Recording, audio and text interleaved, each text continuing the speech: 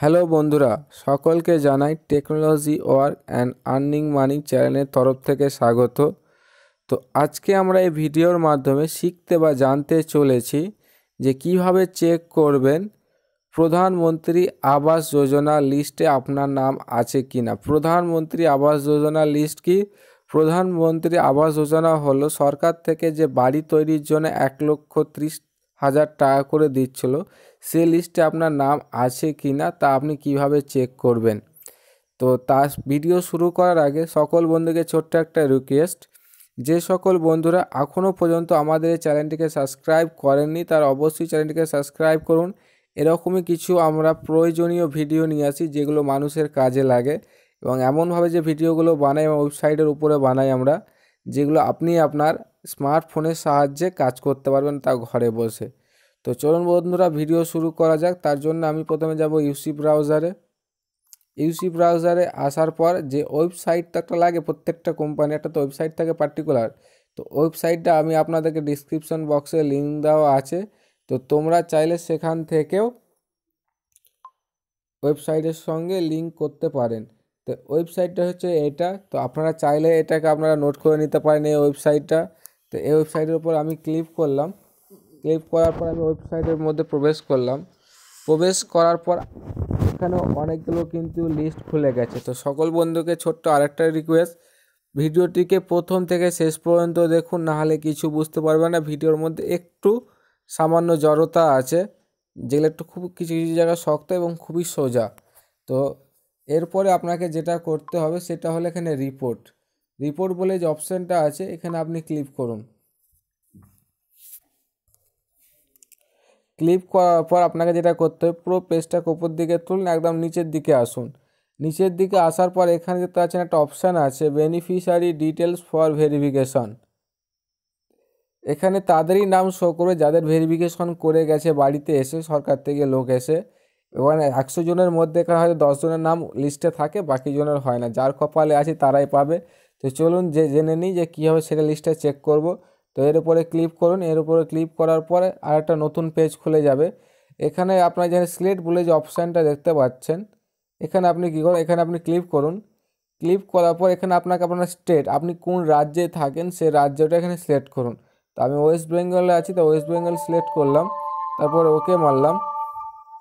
তারপর 2 নম্বরে যেটা আপনাকে সিলেক্ট করতে হবে, 2 নম্বর সিলেক্ট অপশানে এখানে আপনার জেলা, কোন জেলায় আপনি থাকেন। তো আমি সাধারণত মুর্শিদাবাদ জেলায় আছি, তাই মুর্শিদাবাদ জেলা এখানে সিলেক্ট করলাম, তারপর ওকে মারলাম।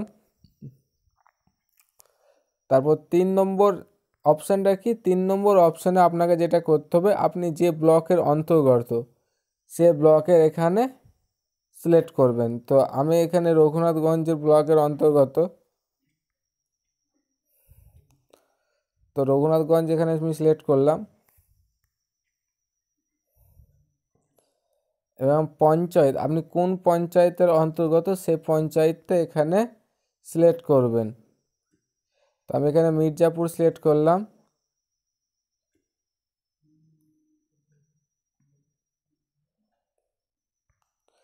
সিলেক্ট করার পর লাস্টে যে অপশানটা আছে এটা আপনার কি, এখানে আপনি যেই সালে দেখতে চাইছেন সেই সালটা। তো আমি এবছরটা কারেন্ট বছরে দেখতে চাইছি 18 এবং 19 সালে কার কার লিস্টে নাম এসেছে এবং কার কার আসেনি সেটা আমি দেখতে চাইছি। কার আসেনি সেটা দেখাবে না, যার যা লিস্টে নাম এসছে সেটাই শুধু দেখাবে এখানে। তো ওকে মারলাম, ওকে মারার পর এখানে আপনাকে সাবমিট করতে হবে। নিচে আরেকটা অপশন যেটা খুলে গেছে, এখানে আপনাকে যেটা চাইছে, আপনার এখানে অনেকগুলো ক্যাটাগরি থাকে, আবাস যোজনার অনেকগুলো সরকারি ক্যাটাগরি আছে। আমরা যেটা দেখব প্রধানমন্ত্রী, আমরা যেটা আমাদের যেটা ধরো চেক করতে চাইছি, আমরা যেটা প্রধানমন্ত্রী আবাস যোজনা গ্রামীণ, তো এটার উপর আপনি সিলেক্ট করুন। সিলেক্ট করার পর ওকে করুন, ওকে করার পরে সাবমিট অপশানে ক্লিক করুন। একটু বন্ধুরা ওয়েট করো, পেজটা ডাউনলোড হচ্ছে। ওয়েট করার পর এখানে তুলুন। এখানে বন্ধুরা তুমি এই ফাইলটাকে তুমি এক্সেল ফাইলে ডাউনলোড করতে পারো বা পিডিএফ ফাইলে ডাউনলোড করতে পারো। তার নিচে একটুখানি নামাবো, তাহলে তুমি এখানে দেখতে পাবে লিস্টে কাদের কাদের নাম এসেছে। তো লিস্টে এখানে বন্ধুরা দেখতে পাচ্ছেন কাদের কাদের নাম এসেছে। আবানি মন্ডল, আব্দুল আদারি, আকবর, আমল, এইসব নামগুলো যাদের আছে তারা এই প্রধানমন্ত্রী আবাস যোজনায় টাকা তারা পাবে 1,30,000 টাকা করে।